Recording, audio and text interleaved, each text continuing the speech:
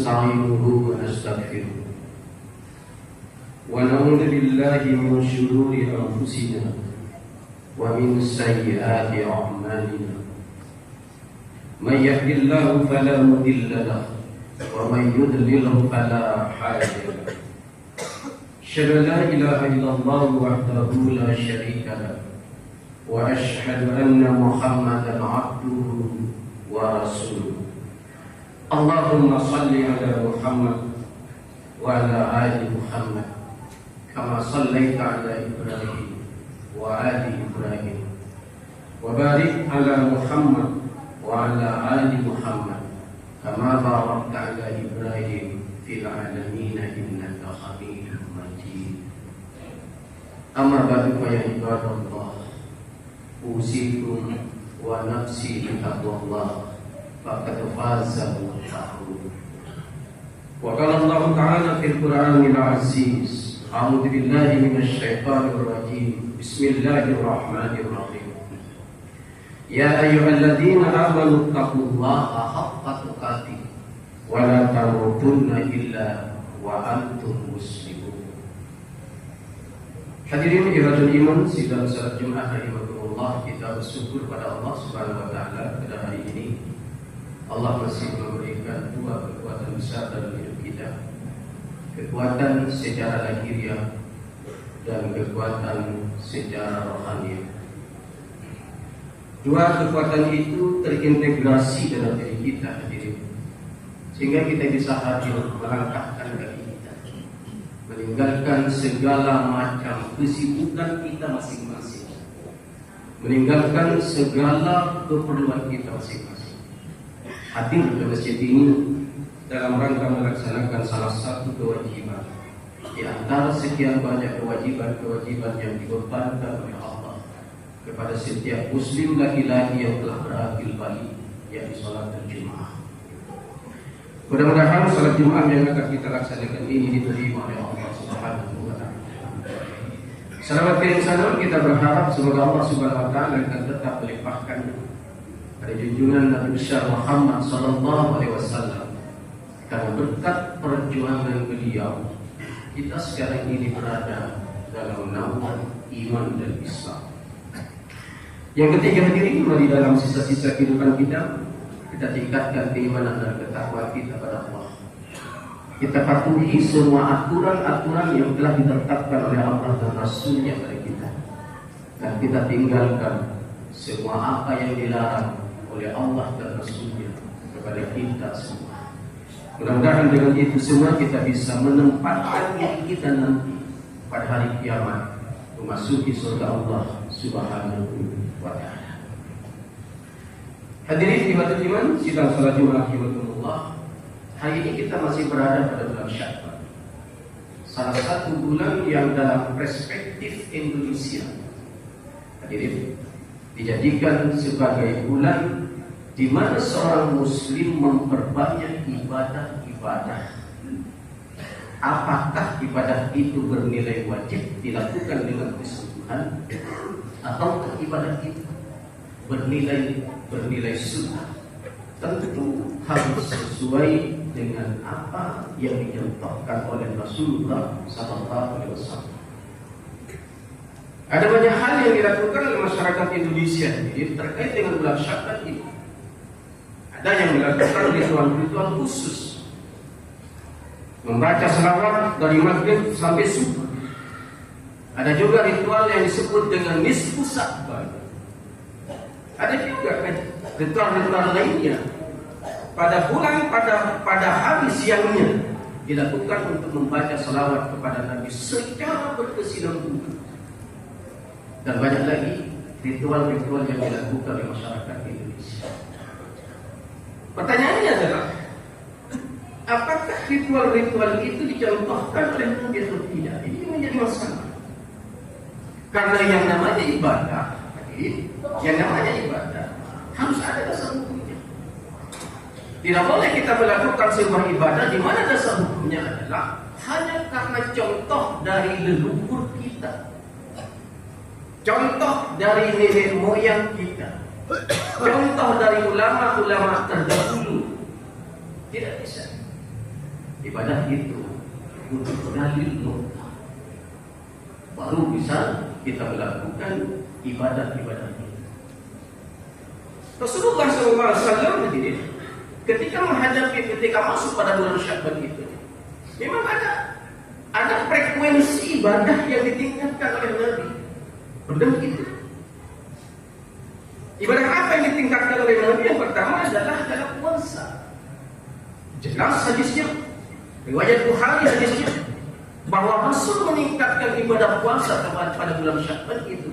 Karena yasumu yauman hatta naqula la yuftir, wa la yuftir hatta naqula ya yasum. Riwayat Bukhari, sahih hadisnya. Nanti pada bulan Sya'ban itu adalah meningkatkan frekuensi pada puasa. Sehingga ketika Nabi melakukan puasa, kata sahabat, seolah-olah aku tidak menebak bahwa Rasul itu tidak pernah berbuka. Dan ketika Rasul berbuka pada bulan Sya'ban itu, seolah-olah aku menilai bahwa Rasul itu tidak pernah melakukan ibadah puasa. Apa maknanya? Ada durasi waktu di mana Rasul berpuasa pada bulan Sya'ban itu, ada durasi waktu juga di mana Rasul tidak melakukan puasa pada bulan Sya'ban. Jelas hadisnya, riwayat Bukhari. Ada lagi metode orang Indonesia tadi, melakukan puasa itu pada bulan Sya'ban itu adalah berkesinambungan. Ada yang melakukan sampai tanggal 25, bahkan ada yang melakukan sampai 30. Nah, ini masalah. Kita butuh dalil. Kalau sampai pada bulan Sya'ban itu dilakukan puasa sebulan penuh, artinya ada dua kewajiban puasa dalam setahun. Padahal jelas Allah dalam Al-Quran hanya mewajibkan 1 bulan dalam setahun melaksanakan ibadah puasa. Ya ayyuhalladzina amanu kutiba alaikumusiyam kama kutiba alal ladzina min qablikum la'allakum tattaqun. Hanya itu yang diwajibkan Allah. Kalau datang kemudian seorang muslim yang melakukan ibadah puasa pada bulan Sya'ban dari tanggal 1 sampai tanggal 30, artinya dia menciptakan ibadah baru. Enggak bisa kita terima. Rasul tidak mencontohkan seperti itu. Yang dilakukan oleh Rasul adalah yasumu hatta naqula la yuftiru wa yuftiru hatta la naqula la yasumu. Sampai hadisnya riwayat Bukhari. Ada masanya Rasul kemudian melakukan ibadah puasa, tapi ada masanya Rasul tidak melakukan ibadah puasa. Artinya adalah Rasul pada bulan Sya'ban itu hanya memperbanyak ibadah puasa, tidak berkesinambungan sebagaimana pendapat orang-orang sebagian Indonesia. Tidak itu dilakukan. Kita masih punya waktu 20 hari lagi bulan Sya'ban itu. Kalau selama ini barangkali dari tanggal 1 sampai tanggal 10 kita masih lalai dalam melaksanakan ibadah puasa itu, mari kita lakukan itu. Karena ini dicontohkan oleh Nabi berdasarkan hadis yang diriwayatkan oleh Bukhari Muslim. Yang kedua ya, tidak boleh berpuasa penuh pada bulan Sya'ban itu. Yang saya katakan tadi, umpamanya dari tanggal 1 sampai tanggal 30 tidak boleh. Ada nggak hadisnya yang melarang itu? Ada. Hadisnya itu adalah diriwayatkan oleh Abu Dawud. Hadisnya itu bersumber dari Abu Hurairah. La taqaddama ahadukum bisaumin aw yawmaini. Tidak boleh Anda mendahulukan bulan puasa itu dengan melakukan puasa 1 hari atau 2 hari pada bulan Sya'ban. Hatta rajulun kana yasumu yawman falyasum. Terkecuali bagi orang-orang yang terbiasa melakukan puasa sunnah, Senin Kamis, kemudian 3 hari berturut-turut, atau puasa Nabi Daud, sehari puasa sehari tidak. Ini boleh nih, sampai akhir boleh. Tapi bagi orang yang tidak pernah berpuasa sunnah, lalu mengkhususkan pada bulan Sya'ban itu melakukan 2 hari puasa dalam rangka menyambut Ramadan, tidak dibolehkan. Jelas hadisnya, Bukhari hadisnya. Begitu juga dengan berturut-turut, nggak boleh berturut-turut dalam berpuasa pada bulan Sya'ban, tidak boleh. Jelas hadisnya bersumber dari Bukhari. yang melarang kita untuk berpuasa berturut-turut kecuali orang yang terbiasa melakukan puasa sunnah. Contohnya Bapak, si Allah yang melakukan puasa sunnah Senin Kamis ini, lalu sampai kepada tanggal 30 itu hari Kamis, boleh itu berpuasa walaupun besoknya kita melakukan puasa Ramadan. Boleh itu. Dan ini dimaksud oleh Nabi, hatta rajulun kana yasumu yauman falyasumhu katanya. Tapi kalau kita berturut-turut dari awal sampai akhir, no. Tapi kami contoh. Ya. Nah, yang ketiga ini tidak ada ritual khusus pada bulan Syawal. Tidak ada ritual khusus sebagaimana saya sampaikan tadi. Ada nisfu Sya'ban, ada pembacaan selawat. Nabi nggak pernah mencontohkan itu. Ini yang harus kita perhatikan. Tradisi jangan mengalahkan syariat. Nggak boleh. Kecuali itu urusan keduniaan. Jelas kami memberikan dasar hukumnya. Antum a'launa bi umuri dunyakum kata Nabi. Anda lebih paham terhadap urusan dunia. Silahkan Anda berinovasi, silahkan Anda berkreasi, tapi tidak dalam masalah ibadah. Itu yang harus kita perhatikan. Berpuasa satu hari saja, Bapak Ibu, Bapak, satu hari saja atau 2 hari saja pada bulan Sya'ban itu, ketika tujuannya adalah dalam rangka menyambut Ramadan, diharamkan oleh Rasulullah. Nggak boleh. Apalagi melakukan ritual-ritual khusus. Kita harus menyadari ini ibadah. Berbeda dengan masalah dunia.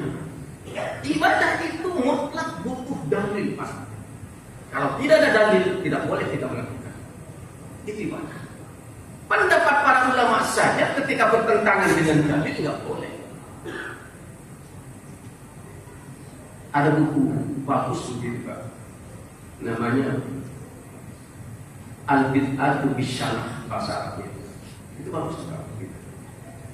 Perbuatan-perbuatan yang tidak dicontohkan oleh Nabi yang berorientasi bid'ah. Tebal bukunya itu sekitar 300 halaman. Hebat begitu. Mengupas secara tuntas perilaku-perilaku yang dilakukan Nabi selama dalam waktu durasi 1 tahun. Bulan Muharram, Safar, Rabiul Awwal, Rabiul Akhir, Rabiul Awal, semuanya dikupas dalam buku itu. Banyak-banyak Bapak kita ngaji, banyak-banyak kita membaca, banyak-banyak kita bertanya agar kita tidak salah mengartikan, mengkhususkan bulan Sya'ban itu menjadi satu bulan yang diistimewakan. Padahal bulan dalam Islam itu adalah salah. 2. Yang ketiga hadirin, bulan Sya'ban itu memang itu khusus ya, khusus bagi perempuan, bagi akhwat. Jadi bulan Sya'ban itu dijadikan bulan untuk mengganti puasa yang terhutang pada bulan Ramadan. Itu bagi akhwat. Bagi akhwat. Kenapa yang disebut ikhwat? Karena disebut bersumber dari Aisyah. Yang mencontohkan Aisyah. Ya. Karena ikhwat, ya nggak boleh. Pokoknya mau dari Syawal sampai dengan Sya'ban silakan. Makanya kita gugur 5 hari mamanya karena satu dan lain hal, maka ganti puasa itu. Tidak mesti kalau ikhwan itu menunggu pada bulan Sya'ban. Berbeda dengan akhwat, ada dasar hukumnya, Pak. Ada hadisnya. Hadisnya itu bersumber dari Aisyah. Dikatakan, An Aisyah taqul, "Kana yakunu alayya shaum fi Ramadan. Faman istata'a an aqdiyahu illa fi Sya'ban." Riwayat Bukhari. Sahih hadisnya. Kata Aisyah, disampaikan kepada para akhwat oleh Aisyah, ketika aku berhalangan berpuasa pada bulan Ramadan, aku tidak bisa mengganti pada bulan-bulan lain, illa fi Sya'ban, kecuali pada bulan Sya'ban. Artinya bulan Sya'ban itu bagi Aisyah dipergunakan untuk mengqadha puasa yang tertinggal. Boleh nggak dari awal? Boleh. Lalu kenapa Aisyah hanya memakai pada bulan Sya'ban? Ada kalimat mastata'a dalam hadis itu. Aisyah itu kan riwayat hadis, Pak. Dia konsen memperhatikan Nabi. Hadis-hadis yang disampaikan oleh Nabi tercatat oleh Aisyah. Kesibukan itulah yang kemudian pada bulan-bulan lainnya Aisyah tidak sempat menghadap puasanya. Sampai kemudian tiba bulan Syakban, maka dipergunakanlah Syakban itu untuk membawa puasa yang tertinggal selama dia berpuasa di bulan Ramadan pada sebelumnya. Ini khususnya tidak akhwat. Nah, bagaimana umpamanya dilakukan oleh seorang ikhwan? Tidak mengapa juga, karena kan tidak ada batasan begitu. Umpamanya si A, seorang laki-laki bisa mengganti puasanya itu kalau sibuk tijarah, sibuk apa saja, sibuk dalam ekonomi, sibuk dalam ibadah umpamanya. Tidak bisa, tidak sempat mengganti qadanya itu pada bulan lain. Bisanya pada bulan Syakban, sekalipun hadis ini bersumber dari Aisyah, maka berlaku juga bagi seorang ikhwan. Tetapi pertanyaannya, sekecil itukah iman kita? Menunggu Syakban nih, kita belum tahu. Seluruh itukah iman kita? Ada bulan, ada 11 bulan sebelumnya. Kenapa kita nggak lakukan? Masih ada 20 hari Bapak. Bapak punya hutang, puasa. Lakukan sebelum datangnya bulan suci Ramadan. Walaupun pendapat para ulama berbeda dalam hal ini. Ada yang membolehkan lewat pada Ramadan pertama, Ramadan kedua nanti baru dibalas. Ada juga begitu. Tapi kita pertanyakan, iman kita di mana? Iman kita sekecil itu kan? Dalam durasi waktu 11 bulan hanya hutang kita 5 hari, tidak bisa kita membayarnya. Pertanyakan iman kita. Walaupun secara legalitas hukumnya dibolehkan.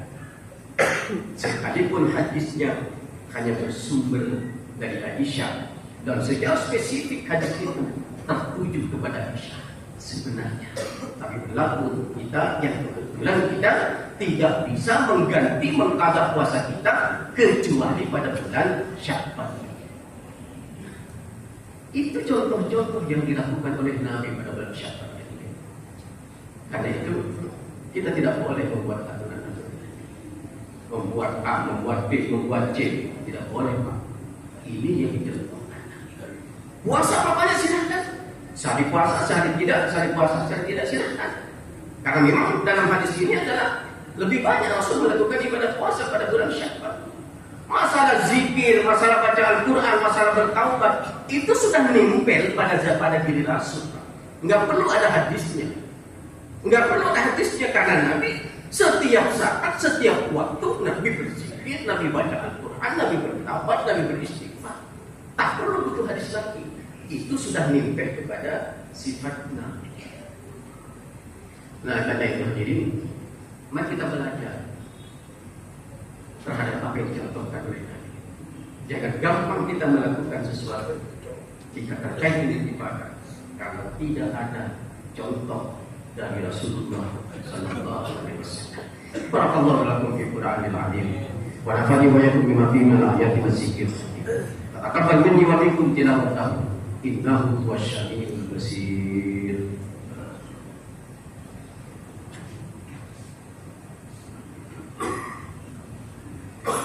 Alhamdulillahirabbil alamin hamdan na'imin hamdan syakirin hamdan yuwafi ni'mahu wa yukafi mazida. Ya Rabbana lakal hamdu lakal syukru kama yanbaghi li jalali wajhika wa azimi sultanik. Allahumma salli ala Muhammadin wa ala alihi wa sahbihi ajma'in. Hadirin yang berbahagia, mari kita berdoa pada Allah Subhanahu wa taala pada waktu yang kedua ini. Mudah-mudahan Allah memberikan yang terbaik dalam hidup kita. Mudah-mudahan Allah memanjangkan umur kita. Mudah-mudahan Allah menyehatkan kita selalu. Mudah-mudahan Allah memberikan rezeki yang halal yang banyak yang berkah pada kita. Yang terpenting, mudah-mudahan Allah mengakhiri hidup kita dalam keadaan husnul khatimah.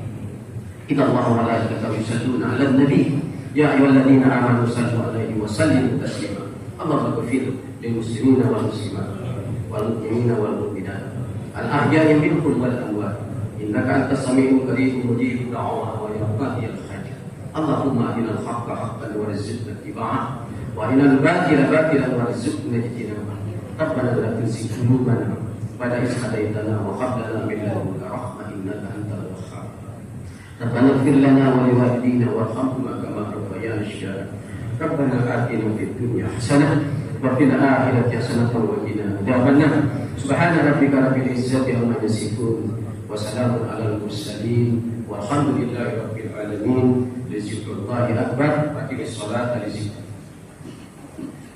Allahu akbar, Allahu akbar.